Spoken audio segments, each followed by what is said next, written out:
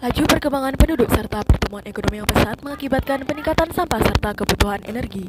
Seiring dengan fenomena itu, transisi energi mutlak diperlukan demi menjaga ketersediaan energi guna mencukupi kebutuhan. Dalam jangka yang panjang, konsumsi tanpa eksplorasi pengembangan serta strategi pemulihan atau pembaharuan sumber daya dapat mengakibatkan krisis energi.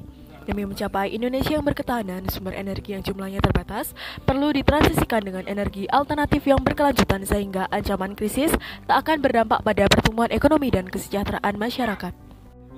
Energi baru dan energi terbarukan menjadi sumber alternatif penyediaan energi karena memiliki dampak yang rendah terhadap kerusakan lingkungan, juga menjamin keberlanjutan energi hingga masa mendatang. Transisi ke bentuk energi yang lebih bersih telah dimulai di banyak negara, dan Indonesia merupakan salah satu negara yang memiliki potensi SDA energi terbarukan yang melimpah. Sayangnya, pemanfaatan energi bersih masih jauh di bawah potensi, sehingga ketersediaan energi bersih dan terjangkau menjadi salah satu tujuan pembangunan berkelanjutan 2030. Biomasa merupakan salah satu sumber energi baru dan terbarukan yang potensinya sangat melimpah di Indonesia, tetapi penggunaannya belum optimal. Penggunaan energi baru dan energi terbarukan nasional baru mencapai 11,68% dan masih jauh dari yang ditargetkan. Sampah merupakan salah satu sumber energi biomasa yang belum dimanfaatkan. Dengan mengusung waste to energy, upaya pengembangan bioenergi melalui pemanfaatan biomasa sampah dirasa dapat berkontribusi pada pencapaian target bauran energi terbarukan. Bali yang mayoritas beragama Hindu turut menyumbang produksi sampah organik sisa upacara adat seperti janur, canang sari, dupa, bunga, dan buah. Permasalahan yang masih terjadi adalah peningkatan produksi sampah belum diikuti dengan upaya pengelolaan sampah, sehingga masih tercampurnya sampah dari sumber sampai ke TPA, dan sampah kesulitan didaur ulang. Di daerah pedesaan, masyarakat bahkan mengatasi sisa sampah upakara dengan cara dibakar yang menyebabkan adanya polusi. Hal ini berlaku di Pura Agung Pulaki yang merupakan pusat dari serangkaian pura sekitarnya, yaitu Pura Kertakawat dari Singaraja, Pura Melanting, Pura Pabean, dan Pura Pemutaran. Menurut salah satu pemangku adat, sarana upakara seperti canang sari atau bunga setelah persembahyangan biasanya akan dibuang begitu saja dan dianggap sebagai sampah di Pura Agung Pulaki. Limbah upakara tersebut sengaja dibuang di parkiran samping agar bunga gumitir limbah upakara bisa menjadi makanan bagi para monyet.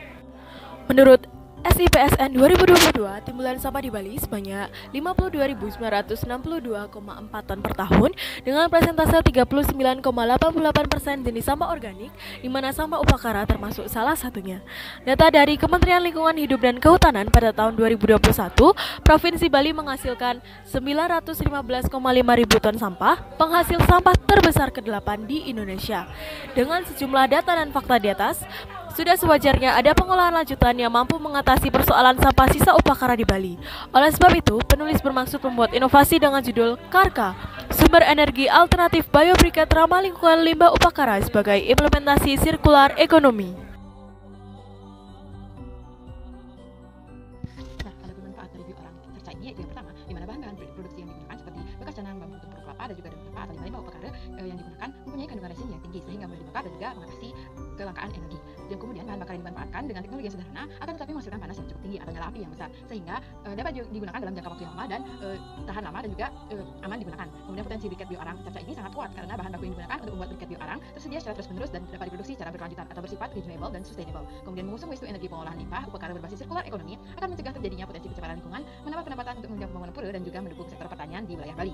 Kemudian bioarang dalam lingkungan, di mana briket bioarang ini akan mengeluarkan asap pembakaran yang relatif lebih rendah dibandingkan arang biasanya sehingga mengurangi polusi udara. Kemudian setelah terbakar atau menjadi merah, saat penggunaan tidak perlu lagi untuk melakukan pengipasan. Kemudian briket bioarang ini yang telah terbakar akan menghasilkan abu yang dapat diolah kembali dan menjadi pupuk untuk penyuburan tanaman. Kemudian briket cerca ini tidak menggunakan tambahan bahan aditif lainnya seperti bahan kimia yang berbahaya dan sehingga aman digunakan dan juga memiliki biaya produksi yang lebih murah 65% daripada produksi arang biasanya. Kemudian jumlah bahan baku yang sama bisa menghasilkan briket lebih banyak dibandingkan produksi arang biasanya. Kemudian yang selanjutnya jumlah sampah yang tertimbun di TPA akan berkurang karena sudah digunakan menjadi bahan produksi dari briket bioarang ini. Kemudian panas yang dihasilkan oleh briket cerca ini lebih relatif tinggi dibandingkan dengan kayu bakar biasanya, yakni sebesar 5.000 kalor.